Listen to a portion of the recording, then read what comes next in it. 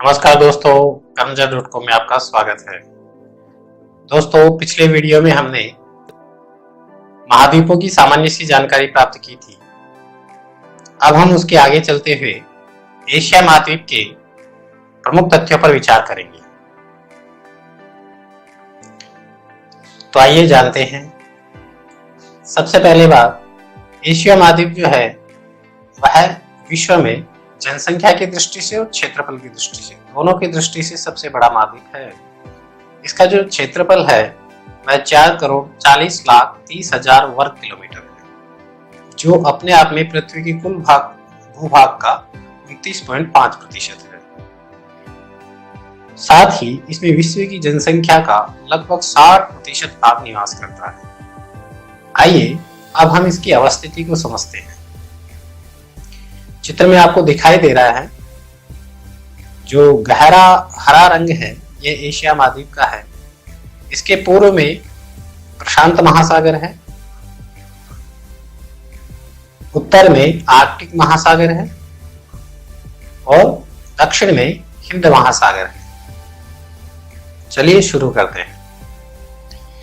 अब हम देखते हैं कि एशिया, यूरोप और अफ्रीका आपस में जुड़े हुए महाद्वीप हैं। यह कैसे अलग होते हैं, तो इसको समझने के लिए आइए समझते हैं। यहां से यह लाल सागर है और अदन की खाड़ी है। इस अदन की खाड़ी से हम चलते हैं लाल सागर की ओर। लाल सागर का जहां अंत होता है, इस तरफ यहाँ मिस्र जो है दो भागों में बटा हुआ है। जो इसका एशियाई भाग है उसके पश्चिम में या दक्षिण में स्वेज नहर खुदी हुई है। उस स्वेज नहर से आगे चलते हैं। स्वेज नहर एशिया को और अफ्रीका को अलग करती है। हम भूमध्य सागर के अंदर प्रवेश कर गए हैं। यहाँ से भूमध्य सागर के अंदर से हम तुर्की को दो भागों में विभाजित करते हुए काला सागर के मध्य प्रवेश कर रहे हैं। तो काला सागर जो है यह भी एशिया और यूरोप को पृथक कर रहा है। तुर्की जो यहाँ रह गया है, इसका कुछ भाग यूरोप में है और ज्यादातर भाग इसका एशिया के अंदर है। इसके अलावा यहाँ आप देख रहे होंगे ये काला सागर और कैस्पियन सागर, विश्व की सबसे बड़ी खारे पानी की झील है कैस्पियन सागर, जो आपको व्हाइट कलर में दिखाई दे रही है। इनके मध्य में है कि ये जो भूभाग है इसको कहते हैं काकेशस पर्वत। यहाँ एक पर्वत है काकेशस पर्वत, जो एशिया और यूरोप को प्राकृतिक रूप से अलग करता है। कैस्पियन सागर सबसे बड़े खारे पानी की झील है जो यूरोप को और एशिया को सीधा विभाजित कर रही है। इसके अलावा हम बात कर रहे हैं एशिया और यूरोप को पृथक करने वाली एक सबसे बड़ी प्राकृतिक सीमा रेखा जो है वह है यूरोल नदी और यूराल पर्वत। यह एशिया और यूरोप की प्राकृतिक सीमा रेखा है। यूराल पर्वत यहाँ पर अवस्थित है, जो सामान्यतः एशिया को यूरोप से पृथक करता है। ये रूस के मध्य में है और रूस को भी दो भागों में विभाजित कर देता है। ऊपर आर्कटिक सागर है और यहां से इसके पूर्व में बेरिंग जल संधि है, जो प्रशांत महासागर और आर्कटिक महासागर को जोड़ती है और यह उत्तरी अमेरिकी महाद्वीप और एशिया को पृथक करती है। तो यहां हमने अवस्थिति समझी। एशिया महाद्वीप के पूर्व में प्रशांत महासागर है, दक्षिण में हिंद महासागर है, उत्तर में आर्कटिक महासागर है और इसके पश्चिम में यूरोप से पृथक करने के लिए यूराल पर्वत है, यूरोल नदी है, कैस्पियन सागर है, काकेशस पर्वत है, काला सागर है और भूमध्य सागर है। इधर से अफ्रीका से जो ये पृथक हो रहा है स्वेज नहर के द्वारा, लाल सागर और अदन की खाड़ी। आइए आगे चलते हैं। चूंकि एशिया महाद्वीप सबसे बड़ा महाद्वीप है, इसलिए इसको समझने के लिए हम इसको 5 भागों में विभाजित कर देते हैं। आपको चित्र में दिखाई दे रहा होगा नीले कलर में, यह उत्तरी एशिया है, मुख्यतः इसमें पूरी तरह रूस का भाग है। दूसरा जो है पूर्वी एशिया, इसमें चीन, मंगोलिया, उत्तरी कोरिया, दक्षिण कोरिया और जापान इत्यादि शामिल हैं। इसके अलावा पूर्वी एशिया जो गहरे पीले कलर में है, दक्षिण पूर्वी एशिया ये वाला भाग है। इसके अलावा दक्षिण एशिया जिसमें भारत, पाकिस्तान, नेपाल, भूटान, म्यांमार, बांग्लादेश, ईरान इत्यादि हैं। इसके अलावा पश्चिम एशिया है हरे रंग में और गुलाबी कलर में मध्य एशिया है। तो आज हम बात करेंगे उत्तरी एशिया के बारे में, इसको समझते हैं।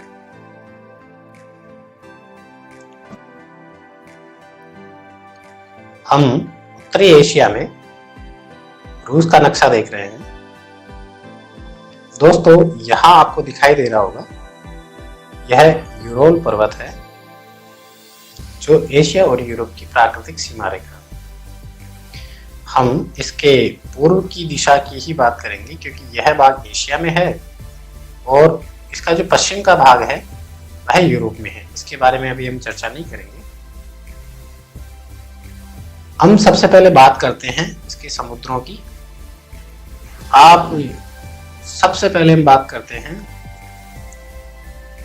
रूस के एकदम पूर्व में। यहां आप देख रहे हैं नॉर्थ पैसिफिक ओशियन।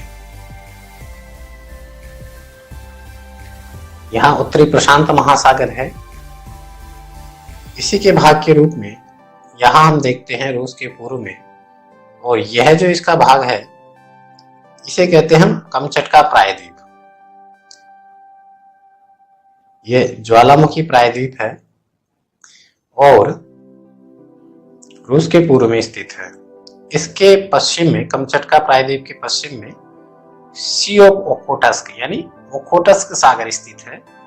इसके नीचे ये सखालिन द्वीप है। इससे ऊपर चलते हैं हम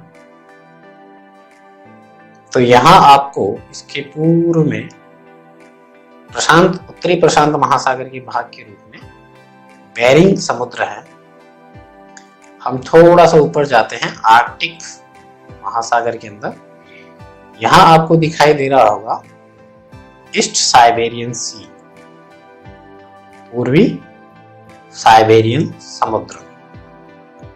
इससे थोड़ा सा पश्चिम में चलते हैं तो हमें दिखाई देता है लेप्टेव समुद्र। इसके और पश्चिम में चलते हैं तो कारा समुद्र। यह एशिया महाद्वीप के, उत्तरी एशिया महाद्वीप के प्रमुख समुद्र हैं।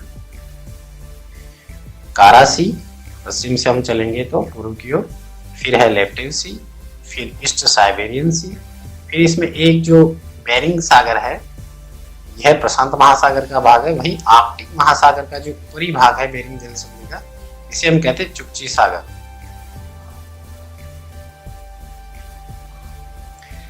यहाँ चुक्ची सागर है, इसके नीचे बेरिंग सागर है, प्रशांत महासागर यहाँ है ये अपने आप में, और यहाँ सी ऑफ ओखोटस्क यानी ओखोटस्क सागर है, और दक्षिण में सी ऑफ जापान यानी जापान का समुद्र है। अब हम इसके कुछ द्वीपों के बारे में बात करते हैं। आइए समझते हैं। यहां आप दिखाई दे रहा होगा आपको कारा सी और लेप्टेव सी के मध्य द्वीप हैं, उनका नाम है सेवर्नाया जेमिया। वैसे ही पूर्वी साइबेरियन समुद्र और लेप्टेव समुद्र के बीच में न्यू साइबेरियन द्वीप है। इधर जो चुक्ची सागर है और पूर्वी साइबेरियन समुद्र है, इनके मध्य में द्वीप है रांगेल द्वीप।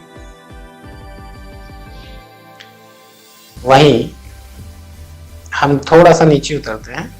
यहाँ प्रशांत महासागर की ओर रूस के पूर्व में एक प्रायद्वीप है, इसे हम कहते हैं कमचटका प्रायद्वीप। आपको दिखाई दे रहा होगा। यहाँ ओखोटस्क समुद्र के नीचे की ओर एक द्वीप है जिसे हम कहते हैं सखालीन द्वीप। इसके ऊपर रूस और जापान के बीच में विवाद भी है। यहाँ हम एक द्वीपों की श्रृंखला देख रहे हैं पूर्व की ओर, जो कमचटका प्रायद्वीप और रूस के होकेडो जो द्वीप है इनको जोड़ती है। यह जो श्रृंखला है यह क्यूराइल द्वीप समूह है,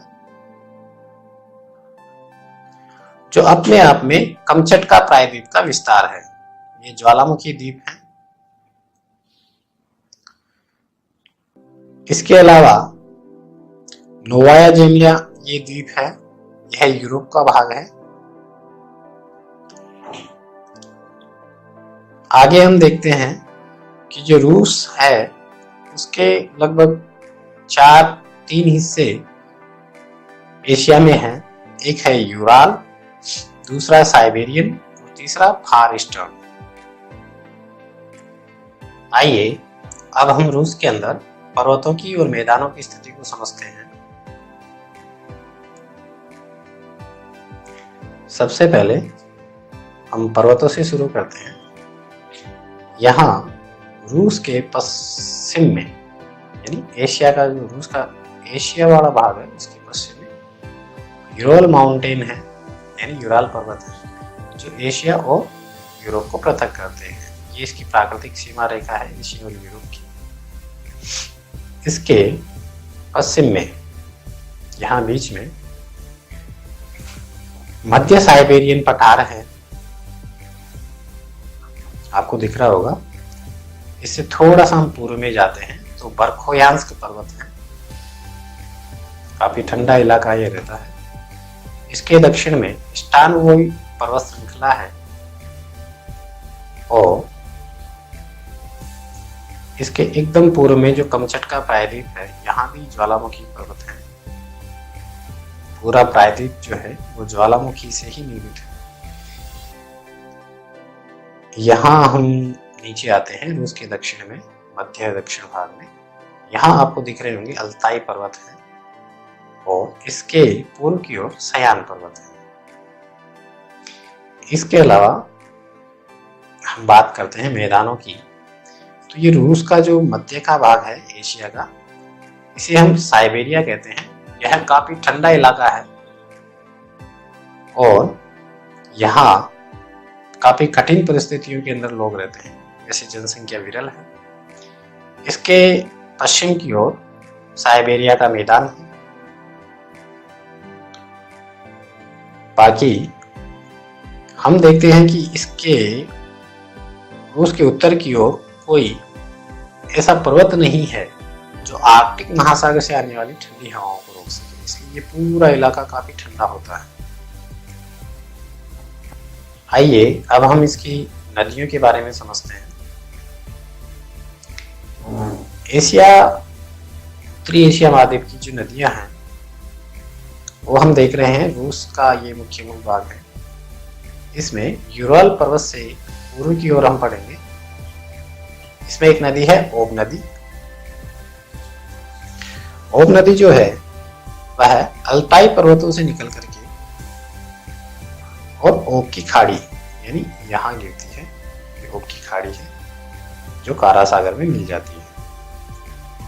ओब की एक सहायक नदी है इर्तिश नदी, जो उन्हीं अल्ताई पर्वतों से निकलती है, मंगोलिया से मुख्यतः, और कजाकिस्तान में बहती हुई रूस में आती है। इससे आगे हम पूर्व की ओर देखते हैं येनिशी नदी। यह भी रूस के दक्षिण भाग में स्थित जो सयान पर्वत हैं यहाँ उनसे निकलती है और सयान पर्वत से निकल करके यह कारा सागर में, आर्कटिक महासागर का जो भाग है कारा सागर, उसमें गिर जाती है। येनिशी की सहायक नदी अंगारा नदी है। हम आगे बात करते हैं लेना नदी, जो पूर्व में है और यह बेकाल झील से निकलती है और बेकाल झील से निकल करके ये साइबेरिया की जो पूर्वी भाग है उसमें बहती हुई लेप्टिव सागर में गिर जाती है उसके बाद पूर्व में याना नदी है, फिर इंडिग्रिका नदी है और कोलिमा नदी है। कोलिमा नदी कोलिमा पर्वतों से निकल करके पूर्वी साइबेरियन समुद्र में गिर जाती है। आगे बात करते हैं हम झील की। यहां हम देख रहे हैं बैकाल झील। यह विश्व की सबसे गहरी पानी की झील है। यह पूर्वी साइबेरिया क्षेत्र के दक्षिण और रूस के याप्रो नोवी या सयान पर्वत जो है उसके पश्चिम में अवस्थित लीना नदी का उद्गम स्थल है।